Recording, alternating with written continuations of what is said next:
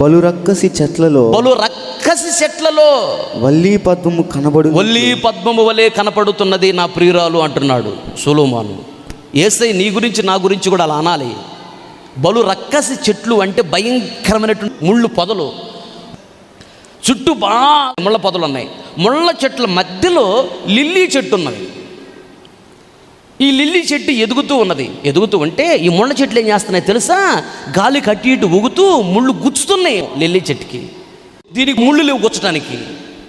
ఇటు నుంచి గాలి వీచినప్పుడు ముళ్ళ కొమ్మ వచ్చి తగలగానే అబ్బా ఇటు వంగిద్ది. ఇటు నుంచి ఒక ముళ్ళ చెట్టు వచ్చి ఒక ముళ్ళు గుచ్చగానే అబ్బా అనిద్ది. ముందు నుంచి ముళ్ళ చెట్లు, వెనక నుంచి ముళ్ళ చెట్టు, చుట్టూ ముళ్ళ చెట్లే, ముళ్ళ కొమ్మలే. ముళ్ళుతో గుచ్చుతున్నప్పుడు అబ్బా అబ్బా అంటుంది, కానీ వాటిని ఏం చేయటల్లా,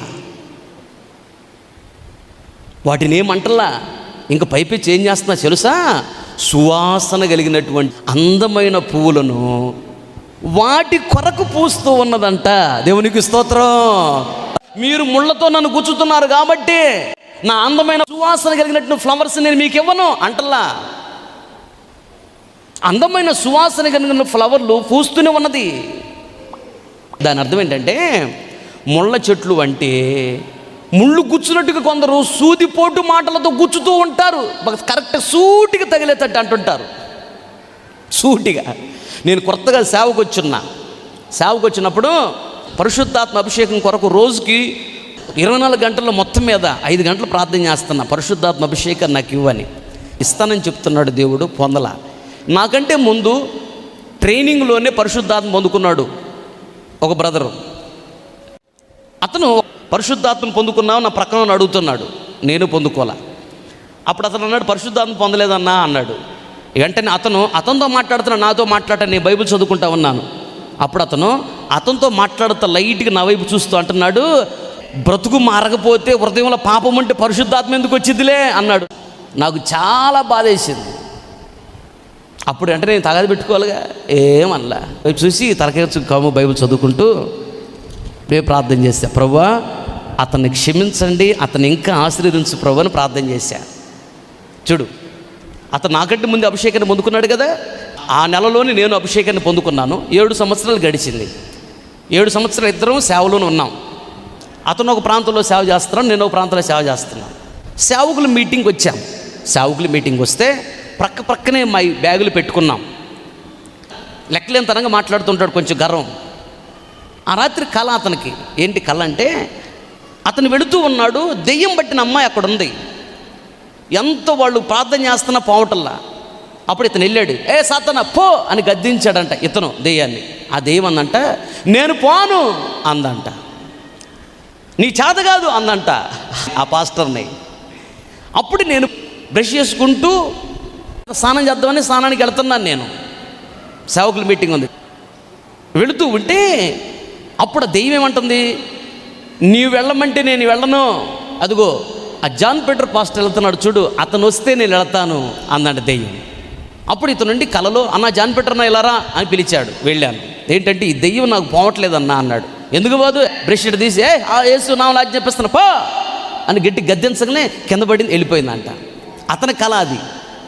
అతను అడిగాడు నన్ను, అన్నా నాకు ఇలా కళ వచ్చింది ఏంటన్నా అన్నాడు.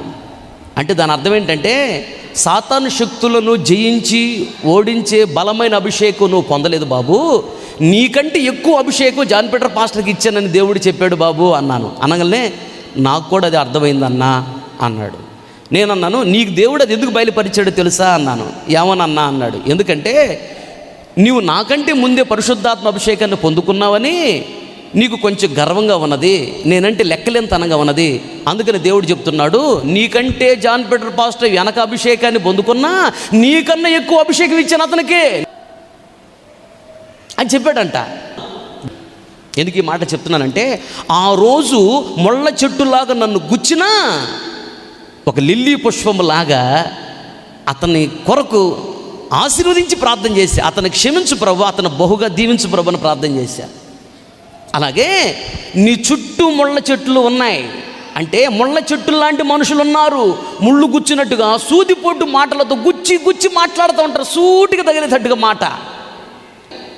అబ్బో తెల్లసీర కట్టుకొని పోతుంది కాకి, అబ్బో ఈ కాకి సిగ్గే లేదు, ఏడ తిరగటానికి వెళ్తుంది కాకి ఏమండి కాకి అక్కడ తెల్ల చీర కట్టుకుని పోద్దా?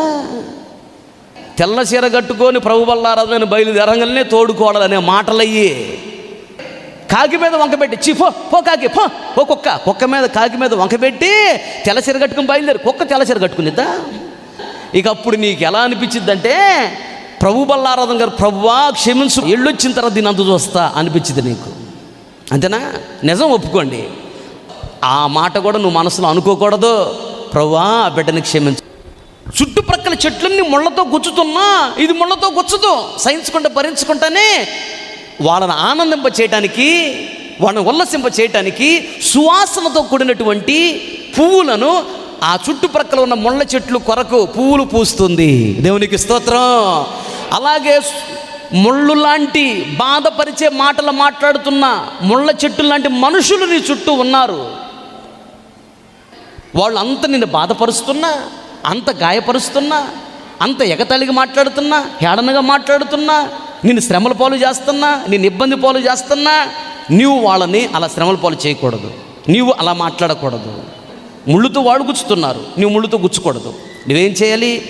సువాసన కలిగినటువంటి అందమైన ఫ్లవర్స్, పువ్వులు పూసినట్లుగా లిల్లీ చెట్టు నిన్ను ముళ్ళు గుచ్చినట్టు గుస్తున్నారే, శ్రమల పాలు చేస్తున్నారే ముళ్ళ చెట్లు లాంటి వాళ్ళు, వాళ్ళందరిని ఆశీర్వదిస్తూ వాళ్ళ కోసం ప్రార్థన చేస్తూ ఉండాలి, వాళ్ళకి మేలు చేస్తూ ఉండాలి, సువాసన కలిగి ఉండాలి, ఒక మంచి సాక్ష్యము కలిగి ఉండాలి. దేవునికి స్తోత్రం. చెప్పాలి గట్టిగా హల్లెలూయా. ఇలా ఎప్పుడైతే బ్రతుకుతూ ఉంటావో దేవుడు ఎలా దీవిస్తాడంటే ఆయన చేతి నీడలో నిన్ను కప్పి అన్ని రకాల దీవెనలు ఇచ్చి నిన్ను బహుగా దీవిస్తాడు. ముళ్ళు చెట్టు లాంటి మనుషులు ముళ్ళు గుచ్చినట్టు గుచ్చారే, వాళ్ళందరూ కూడా యేసు నామములో ముళ్ళన్నీ ఊడిపోయి వాళ్ళందరూ కూడా నీ సాక్ష్యాన్ని చూసి నిన్ను చూసి లిల్లీ చెట్టులాగా మారాలి. ఆమేన్ హల్లెలూయా.